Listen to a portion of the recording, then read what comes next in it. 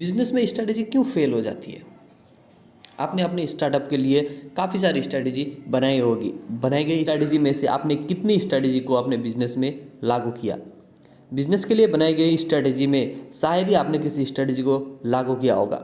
ऐसे करने वाले आप अकेले एंटरप्रेन्योर नहीं हैं। हर व्यापारी अपनी टीम के साथ मिलकर कई बिजनेस स्ट्रैटेजी का निर्माण करता है, लेकिन ऐसा कम ही होता है कि बनाई गई स्ट्रैटेजी में से सभी को या फिर कुछ को भी लागू किया जाता हो।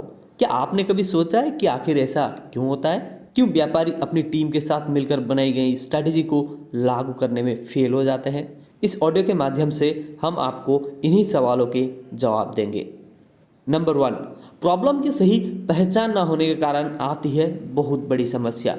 कई बार समस्या में समाधान छुपा होता है।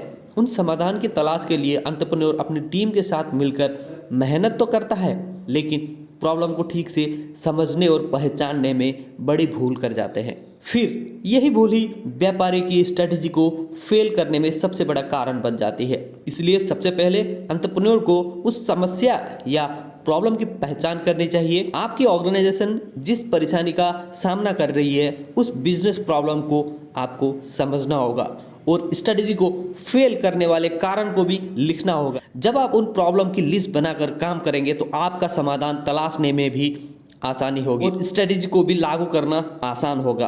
प्रॉब्लम की पहचान करने के बाद ही आप उन सॉल्यूशन की तलाश कर पाएंगे और अपने टीम द्वारा बनाई गई स्ट्रेटजी को सफलतापूर्वक लागू कर पाएंगे। नंबर 2, टीम के साथ अच्छी कम्युनिकेशन ना होना। स्ट्रेटजी का निर्माण करने के बाद आप कितनी बार अपनी टीम के साथ बात करते हैं? क्या दूसरे काम आपको व्यस्त रखते हैं और आप टीम से बातचीत नहीं कर पाते?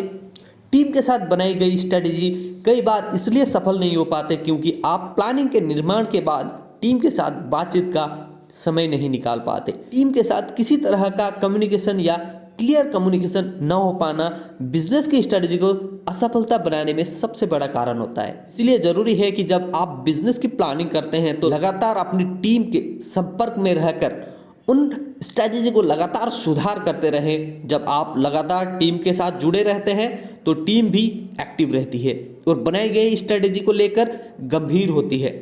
स्टार्टअप बिजनेस की सफलता के लिए क्लियर कम्युनिकेशन सबसे अहम भूमिका निभाता है। इसलिए लगातार टीम के साथ संपर्क बनाए रखना ही एंटरप्रेन्योर के लिए सबसे जरूरी होता है। नंबर 3, रिसोर्स का नहीं होना। क्या मौजूदा रिसोर्स आपके बिजनेस प्लानिंग के साथ मैच करती है? क्या आपके पास वो सभी रिसोर्स मौजूद है जिनकी ज़रूरत आपको बिजनेस में है?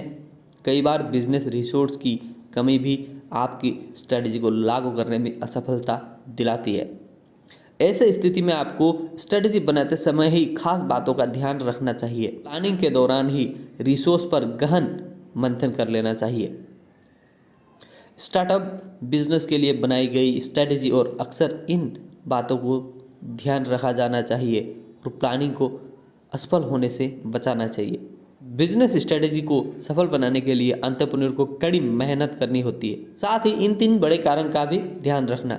चाहे अगर आप इन गलतियों से दूर कर प्लानिंग का निर्माण करेंगे, निश्चित ही आप अपने बिजनेस स्ट्रेटजी को लागू भी कर पाएंगे और उन्हें सफल भी दिला पाएंगे। इस वीडियो के बारे में आपकी राय क्या है नीचे कमेंट बॉक्स में बताना बिल्कुल मत भूलिएगा।